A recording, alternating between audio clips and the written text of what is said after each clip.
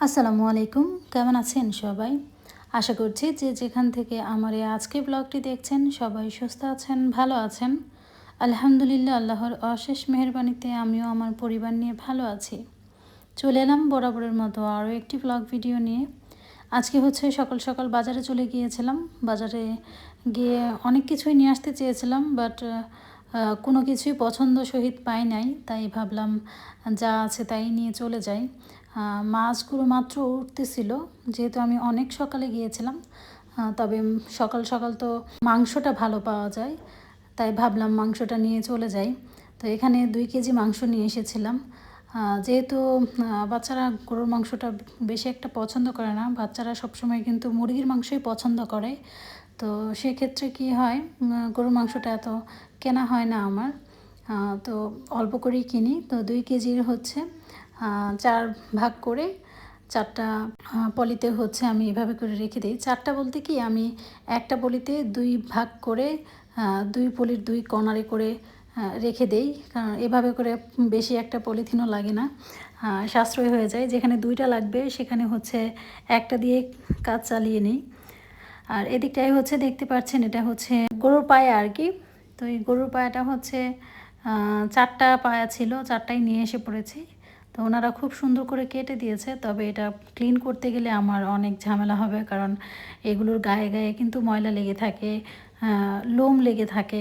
এগুলো একটা একটা করে পরিষ্কার করতে হয়, পানির মধ্যে ডুবিয়ে এরপর এগুলোকে নখ দিয়ে চিমটি দিয়ে দিয়ে আর কি পরিষ্কার করতে হয়। তো আমি গরুর মাংসটা আগে ভাগ করে রেখেছি, যেহেতু সেটা আগে ফ্রিজে রেখে দেব। আর দেখতেই পাচ্ছেন আমার ফ্রিজে কি পরিমাণ বরফ জমে আছে। উপরের ড্রয়ারটা তো আমি খুলতেই পারি না, এত পরিমাণ বরফ থাকে। এই যে দেখাই যাচ্ছে। মাঝে মধ্যে বাচ্চারা যখন ফ্রিজ খোলে তখন ডোরটা তো ভালো করে লাগাতে পারে না, একটু চাপ দিয়ে লাগিয়ে রাখতে হয়, একদম হাত দিয়ে এভাবে চেপে। তো বাচ্চারা কি করে, সব সময় তো এভাবে করতে পারে না, তাই ওরা যখন খুশি তখনই এটাকে খুলে রাখে, একদম ফাঁকা হয়ে থাকে। এর জন্য বেশি পরিমাণে বরফ জমে থাকে। তো ওই ক্ষেত্রে কি হয়, যখন বেশি একটা বরফ জমে তখন হচ্ছে আমি লাইনটা অফ করে তারপরে ঘন্টা 2 পর ফ্রিজটা খুলতে হয় আমার। এরকম একটা ঝামেলায় আছি। আর এদিকটাই হচ্ছে আগের দিন হচ্ছে আমি একটা দই বানিয়ে রেখেছিলাম ওভেনের ভিতরে। তো দইটা এত সুন্দর হয়েছে, আর এটার ঘ্রাণটা অতুলনীয়, এত সুন্দর হয়েছে। আর খেতেও এটা খুব সুস্বাদু হয়েছিল। দেখেন, আমি কিন্তু ফ্রিজিং করি নাই, ফ্রিজে রাখি নাই, জাস্ট ওভেন থেকে বের করেই আপনাদের দেখাচ্ছি। এত সুন্দর হয়েছে। তো এটাকে আমি এখন ফ্রিজে রেখে দেব। তো আমি যেহেতু ওটস খাই সব সময়, তো ওটস খাওয়ার সময় এটা খেয়ে নেব আর কি। বাসায় হোমমেড দই বানানোর মজাই আলাদা। এর আগে কিন্তু আমি অনেক চেষ্টা করেছি দই বানানোর জন্য, তবে বেশিরভাগ ভালো হয়নি। তবে আজকেরটা খুব সুন্দর হয়েছে, খুবই সুন্দর হয়েছে, খেতেও খুব মজা হয়েছে। তা আমি তো ইতিমধ্যে অনেকটুকু খেয়ে নিয়েছি ওটসের সাথে। আর এদিকটাই হচ্ছে আমি গরুর নেহারিগুলো ধুয়ে নিচ্ছিলাম। তো একদম অনেকক্ষণ যাবৎ দাঁড়িয়ে থেকে ধুয়ে নিয়েছি। তো ধুয়ে পরিষ্কার করে রেখে দিয়েছি। আর এখানটায় হচ্ছে আমার হেল্পিং হ্যান্ড আসছিল সকালে। তো যা কাজ করার সব কাজ করে দিয়ে গেছে। ডিমগুলোও পরিষ্কার করে রেখে গেছে, সেগুলো আমি এখন তুলে নিচ্ছি। ডিমগুলো উঠিয়ে এরপর হচ্ছে আমি নেহারিগুলো ভাগ করে অর্ধেক রেখে দিয়েছি। যেহেতু আমার বাচ্চারা নেহারি একদম পছন্দ করে না, কেন জানি খেতে চায় না, তবে আমার তো খুব ভালো লাগে। তাই ভাবলাম তারপরও নিয়ে আসি, অনেক দিন যাবৎ খেতে ইচ্ছে করছিল। তো নিয়ে এসে বাচ্চাদেরকে একটু দিয়েছিলাম সুপি সুপি করে, বেশি করে ঝোল করে। তো ওরা খেয়ে মোটামুটি বলল যে খুব ভালো লেগেছে, অন্যান্য দিনের থেকে আজকে একটু বেশি খেয়েছিল। আর এদিকটাই হচ্ছে আমি একটু ভর্তা করে নিচ্ছিলাম। এটা হচ্ছে টমেটো ভর্তা। আমার মেয়ে হচ্ছে টমেটো ভর্তা খুব পছন্দ করে। তো আমি এভাবেই মেয়েকে করে দিই। রসুন আর হচ্ছে টমেটোটা একটু পোড়া পোড়া করে আমি ডিরেক্ট আগুনের ভেতরে পুড়ে নিই।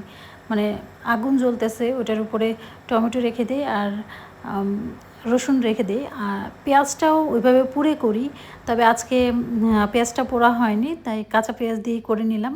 আর একটু সরিষার তেল দিয়ে হাত দিয়ে মেখে নেব। এই টমেটো ভর্তাটা এত মজা লাগে, আমাদের বাসায় তো এটা খুব চলে। যখনই মনে হয় কি খাবো, ভালো লাগে না ভালো লাগে না, তখনই হচ্ছে এই টমেটো ভর্তাটা করে নিই, আর আমরা পেট ভরে ভাত খেয়ে নিই। সাথে হচ্ছে ঢেঁড়স ভর্তাও করব। ঢেঁড়স ভর্তাটা হচ্ছে আমার ছোট মেয়ের পছন্দ, তো দুইটা ভর্তা করে নিচ্ছি।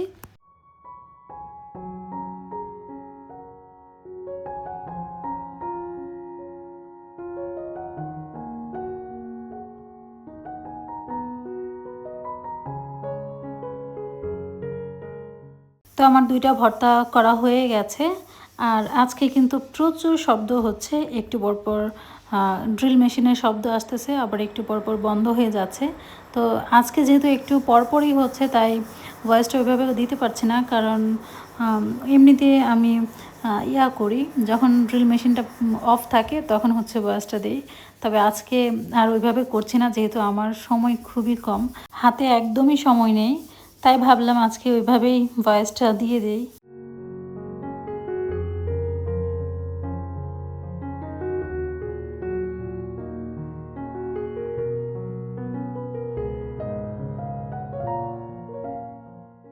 এখন হচ্ছে বিকাল টাইম হয়ে গেছে, তো বিকালবেলা ভাবলাম যেহেতু নেহারি আছে তাই একটু পরোটা বানিয়ে নেই।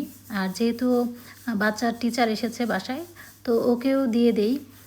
ও হচ্ছে মানে আমাদের ফ্যামিলিরই একজন এরকম হয়ে গেছে, তো ওকে বাইরের কেউ মনেই হয় না। তো তাই ভাবলাম আজকের নাস্তায় হচ্ছে একটু বেশি করেই পরোটা বানিয়ে নিই, আমরাও খাবো। আর একটা কথা দেখেন, আজকে চতুর্দিক থেকে শব্দ কিভাবে আসতেছে।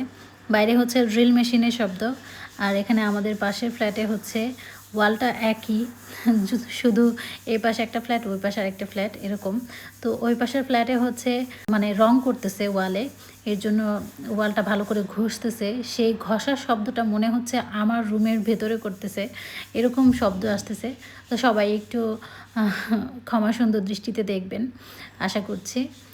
এই তো এখন হচ্ছে আমি নেহারিটা একটু বেড়ে নিয়েছি।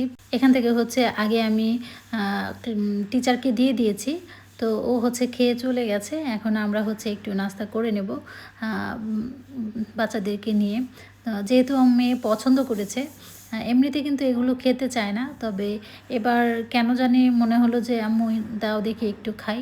তো একটু খাই বলে অনেকটুকু খেয়ে নিয়েছে, তো ভালোই হলো। আর এখান থেকে হচ্ছে আমার কাজের লোককে একটু দেব, কারণ ওনার জন্য রেখেছি, আলাদা করেই রেখে দিয়েছি রান্না করার সাথে সাথে। নাস্তা করতে করতে আপনাদের কাছ থেকে বিদায় নিয়ে নিই। সবাই সুস্থ থাকবেন, ভালো থাকবেন। আজকের ভিডিওটি এখানেই শেষ করছি। আল্লাহ হাফেজ।